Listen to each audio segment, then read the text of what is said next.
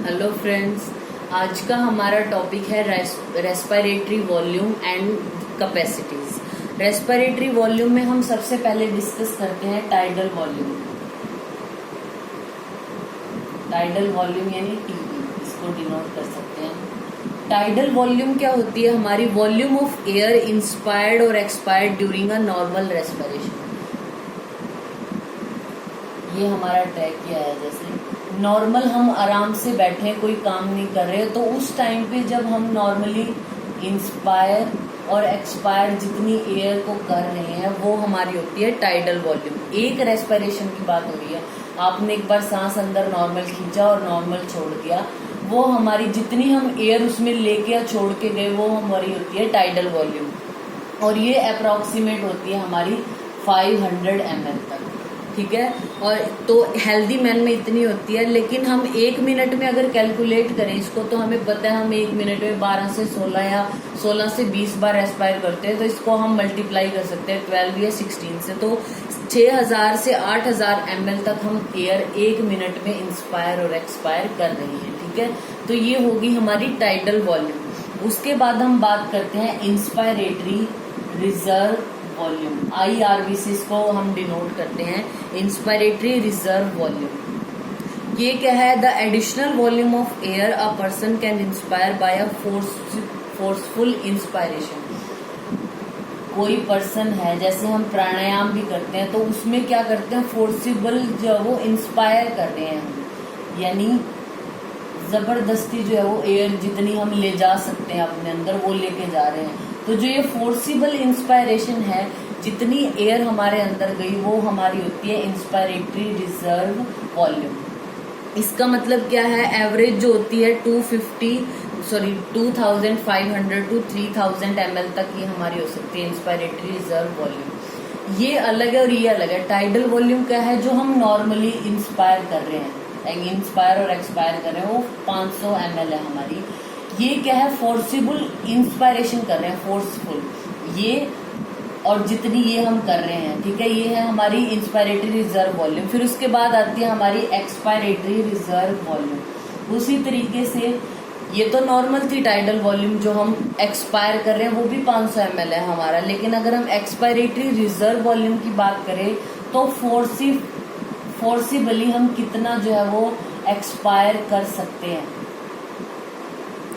यानी the additional volume of air a person can expire by a forcible expiration.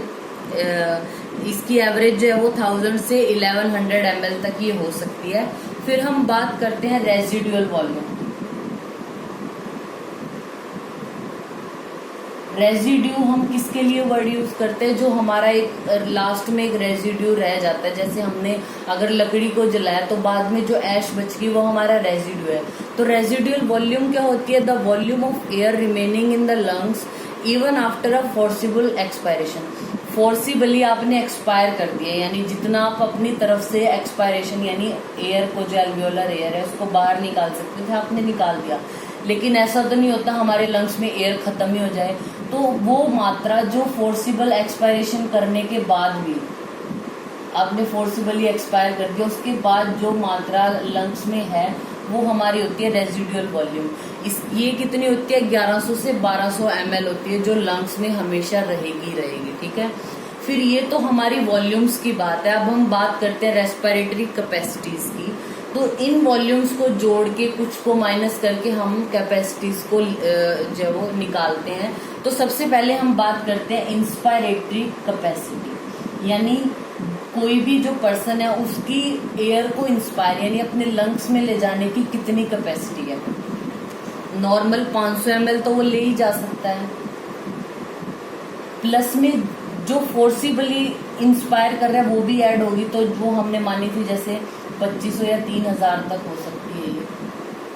तो ये हमारी क्या होगी? 3000 से 3500 जो ml है उसकी हमारी होगी inspiratory capacity. Means total volume of the air can inspire after a forcible expiration. It include the tidal volume यानी जो 500 ml है, प्लस इंस्पायरेटरी रिजर्व वॉल्यूम।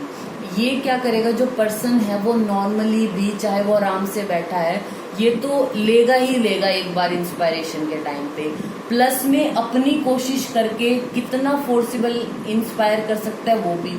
ये दोनों मिलके क्या बताएंगी कि हम लंग्स में कितनी कैपेसिटी है हमारी कि हम एयर को अंदर ले जा सकते हैं, वो है इंस्पायरेटरी कैपेसिटी। फिर हम बात करते हैं एक्सपायरेटरी कैपेसिटी की, मतलब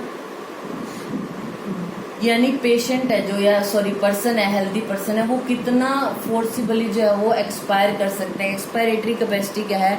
it include the tidal volume and expiratory reserve volume. मतलब टाइडल वॉल्यूम में जैसा हमने बताया कि 500 ml पेशेंट ले रहा है और छोड़ भी रहा है उस एयर को, तो 500 तो है ही है। प्लस में हमने क्या बात की थी कि फोर्सिबल जब एक्सपायर कर रहा होता है तो हमने माना था कि वो हमारी 1000 से 1100 तक होती है, तो वो 1000 या 1100 ml वो होगी, तो यानी 1500 से 1600 ml की हमारी होगी एक्सपायरेटरी कैपेसिटी। फिर हम बात करते हैं फंक्शनल रेजिडुअल कैपेसिटी।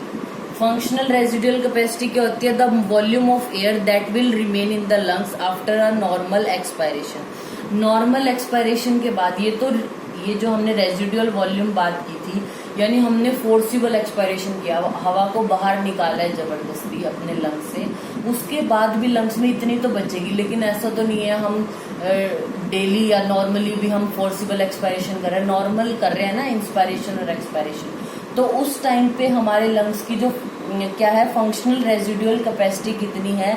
मींस जो ERV है और प्लस क्या है हमारी RV, रेजिडुअल वॉल्यूम, ये तो लंग्स में रहती है।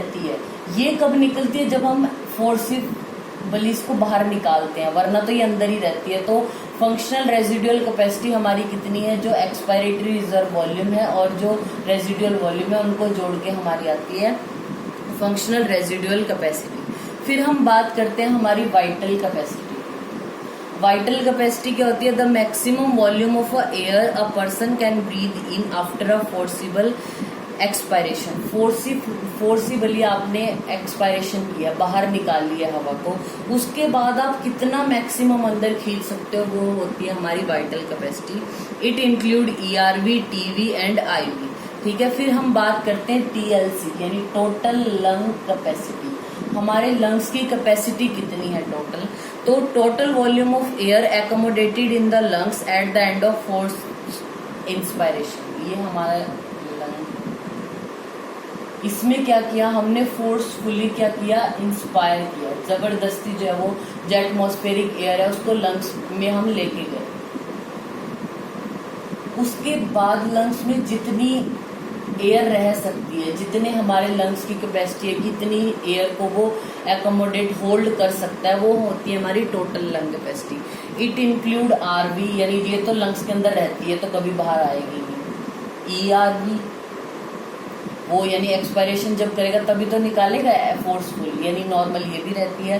प्लस में TV इतनी तो हम लेती हैं नॉर्मल, और ये जो IRV जो हमने जबरदस्ती यानी फोर्सफुल इंस्पायर किया है वो भी अंदर है। TV जो हम नॉर्मल लेके जाते हैं वो भी, जो रेजिडुअल वॉल्यूम है जो हमेशा लंग्स में रहेगी, और ये भी नॉर्मली रहती है। तो इन चारों को जोड़ के हमारी आती है टोटल लंग कैपेसिटी। तो ये हो गया हमारा respiratory volumes and capacities. Thank you.